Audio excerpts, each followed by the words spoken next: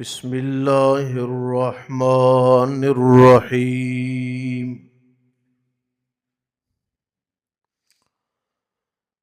قال الملأ من قومه،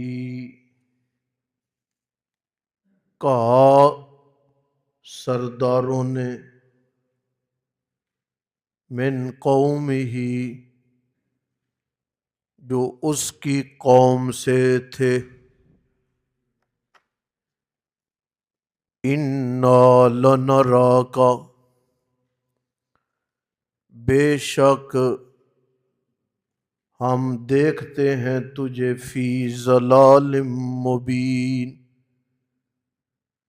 واضح گمراہی میں، یا دیکھتے ہیں ہم تمہیں واضح بھٹکا ہوا۔ قال، کہا نوح علیہ السلام نے، یا قوم، اے میری قوم، لیس بی ضلالہ، نہیں ہوں میں بھٹکا ہوا، لیکن میں رسول ہوں من رب العالمین، دو جہانوں کے رب کی طرف سے، ابلغکم رسالات ربی، پہنچاتا ہوں میں تمہیں پیغام اپنے رب کا، وانصح، اور نصیحت کرتا ہوں میں تمہیں،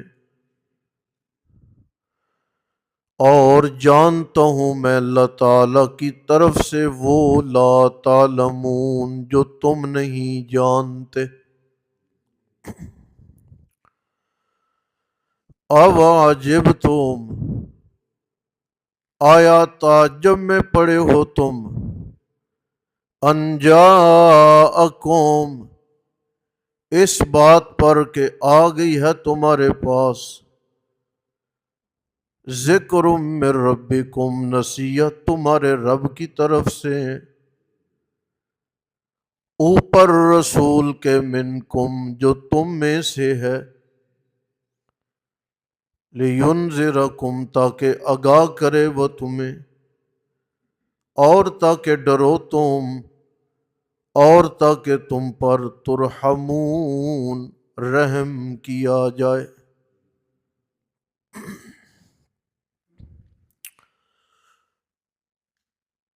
کسی بھی قوم میں اللہ جسے منصب رسالت عنایت فرماتے ہیں،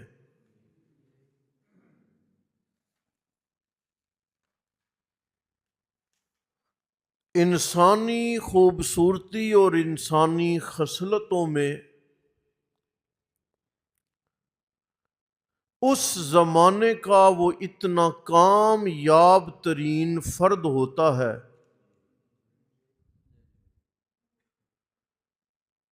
کہ زمانے کا حسن و جمال اس کے سامنے ماند پڑ جاتا ہے، اور زمانے کے با کردار اور بڑے بڑے دانش مند پیغمبر اور رسول کے سامنے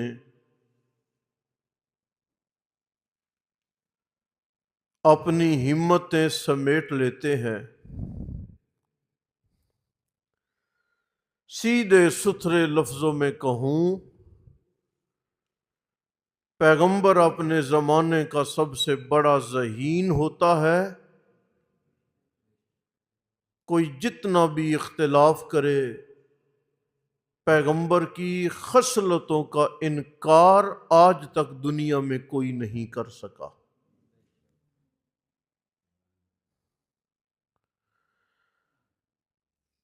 ابو جہل سے پوچھا پوچھنے والے نے، چاچا کعبۃ اللہ میں بیٹھے ہیں ہم، تیرے میرے سوا بندہ بھی کوئی نہیں، اصلی بات بتا کہ عبداللہ کے بیٹے محمد کے بارے میں تو کیا سمجھتا ہے، کیا خیال کرتا؟ تو ابو جہل نے کہا تھا، اس نیلی چھت کے نیچے اور اس رب کی بنائی زمین پر اس سے بڑا سچا کسی ماں نے نہیں جنا۔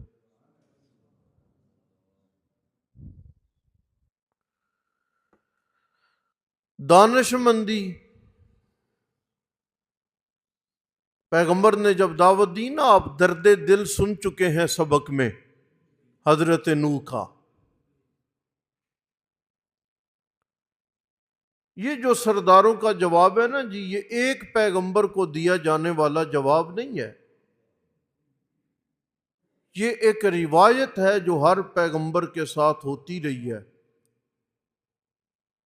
کچھ پیغمبروں کے متعلق قرآن نے تذکرہ کر دیا ہے، کچھ پیغمبروں کا تذکرہ اللہ نے اس انداز میں نہیں کیا، لیکن ہوا سب کے ساتھ یہی۔ قال الملأ من قومی، سردار قسم کے لوگ، سیاسی وڈیرے، مالدار، حضرت نوح علیہ السلام کے بارے میں کہنے لگے، ہم نے بڑا غور کیا، سوچ بچار کی ہے تمہارے بارے میں، لیکن ہم اس نتیجے پر پہنچے ہیں کہ تو بہکا ہوا، ہٹ گیا۔ ہم زمانے میں دانش مند لوگ ہیں، پڑھے لکھے لوگ ہیں، حالات و واقعات کو جانتے ہیں اور واقف ہیں اور باخبر ہیں۔ آپ کو غلطی لگ گئی، بھلا یہ کیسے ہو سکتا ہے کہ تو اکیلا بات کرے؟ حضرت نوح علیہ السلام نے فرمایا، قوم، اے میری قوم، میں بھٹکا ہوا نہیں،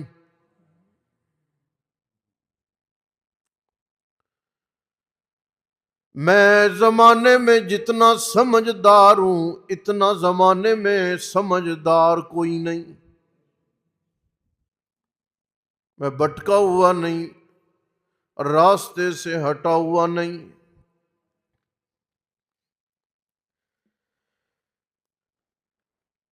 اس لیے کہ تم زمین کی باتیں جانتے ہو، زیادہ سے زیادہ تمہیں کسی دوسرے ملک کے طور و اطوار اور طریقوں کا علم ہے، اور میں نوح پیغمبر رسول، پیغمبر ہوں، قاصد ہوں، رسول ہوں، پروردگار عالم کی طرف سے منتخب ہوں، لہذا میری قوم کے لوگوں، تم زیادہ سے زیادہ فرش کی باتیں جانتے ہو، لیکن میں نوح عرش والے کی باتیں بتا رہا ہوں تمہیں، لہذا وہ میں ہی بتاؤں گا نا، اس میں تو میں اکیلا ہوں۔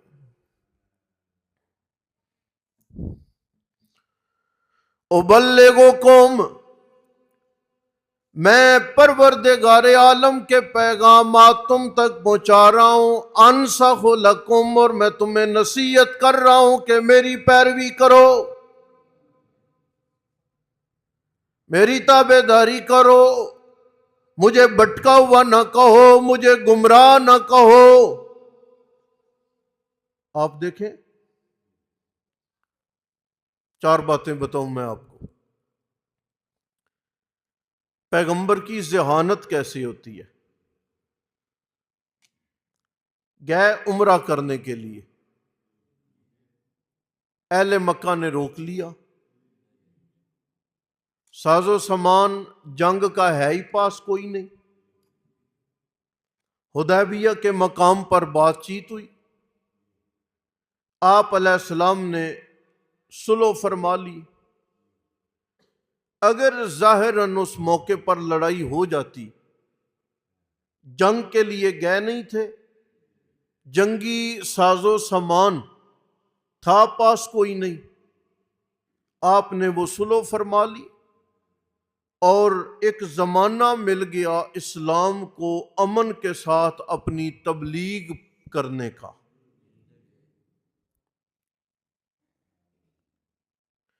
مدینہ طیبہ گئے، ہجرت، اور مدینہ طیبہ میں مختلف جو قبیلے رہتے تھے ان کے ساتھ معاہدہ یہ کیا کہ ہم نہ خود تمہارے ساتھ لڑیں گے، نہ ہی ہم تمہارے کسی دشمن کے ساتھ تعاون کریں گے، تم بھی ہمارے ساتھ نہ لڑنا اور ہمارے کسی دشمن کے ساتھ تعاون بھی نہ کرنا۔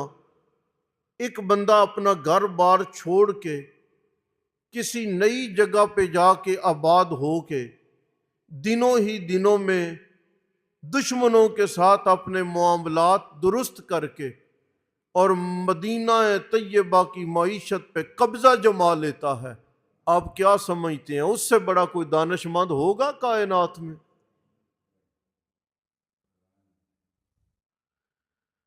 تیسری بات، مکہ مکرمہ سے لوگ چلے نا، گھر بار جائیداد مال و اسباب چھوڑ کے اور اپنے کاروبار چھوڑ کے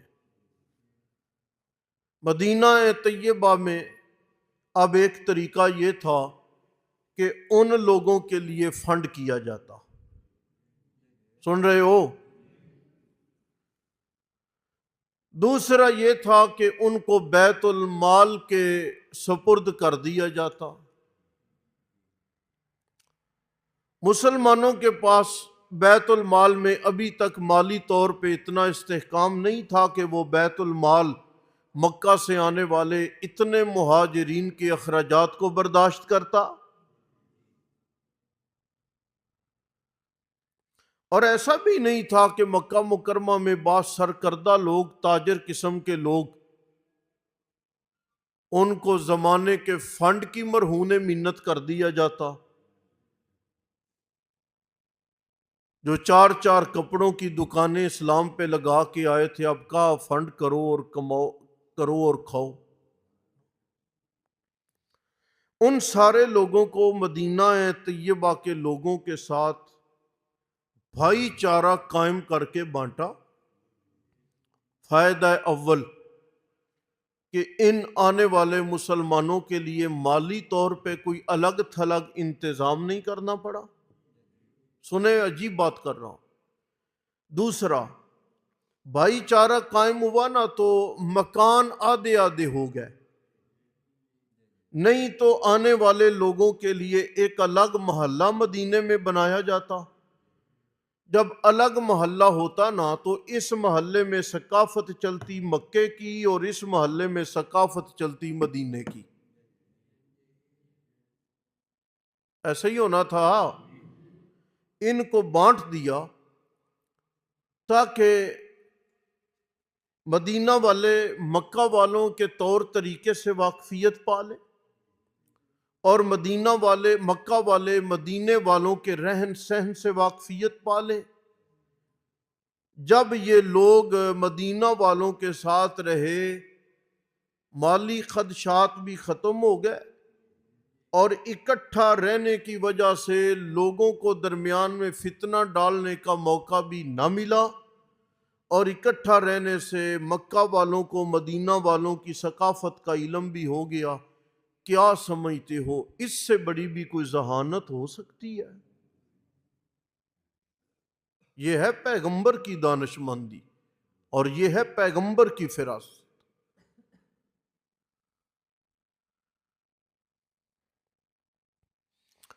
نوح علیہ السلام بھی یہی کہہ رہے ہیں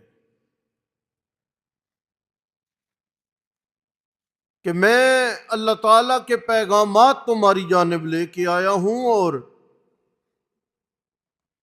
میں تمہیں نصیحت کرنے کے لیے آیا ہوں،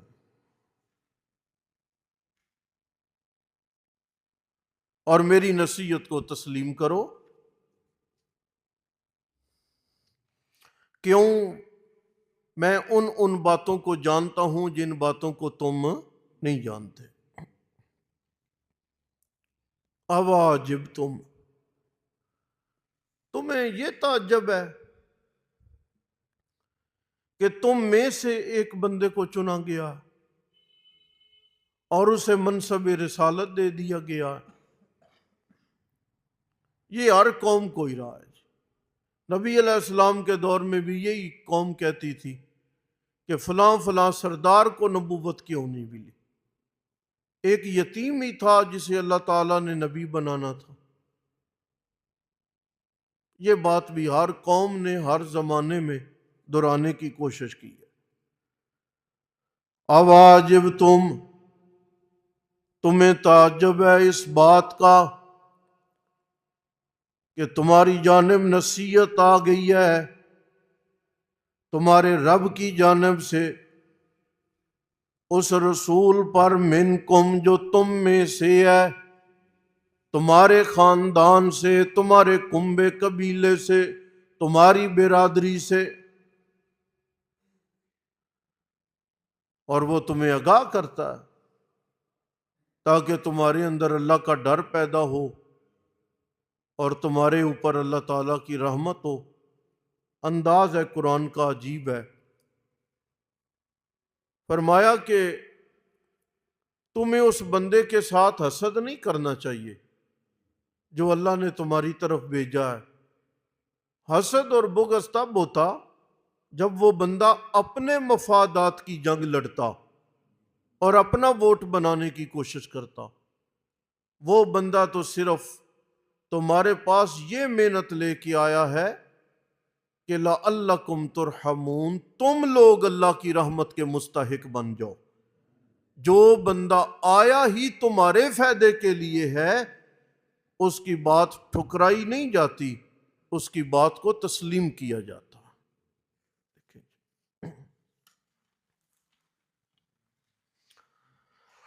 قال الملأ من قومہ، کہا سرداروں نے جو اس کی قوم سے تھے، انا بے شک لنراک، ہم خیال کرتے ہیں تمہارے متعلق کہ تم واضح طور پر بہکے ہوئے ہو۔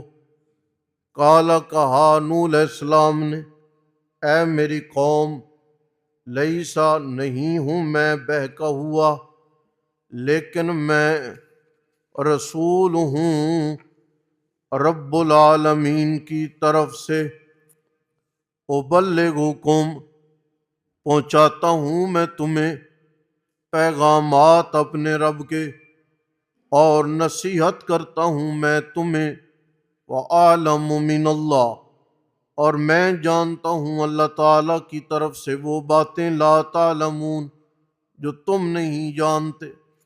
اواجب آیا تعجب ہے تمہیں، ان جاءکم، اس بات پر کہ آ گئی ہے تمہاری طرف نصیحت تمہارے رب کی جانب سے، اوپر ایسے رسول کے منکم، جو تم میں سے ہے، تاکہ آگاہ کرے وہ تمہیں، اور تاکہ ڈرو تم، اور تاکہ تم پر رحم کیا جائے۔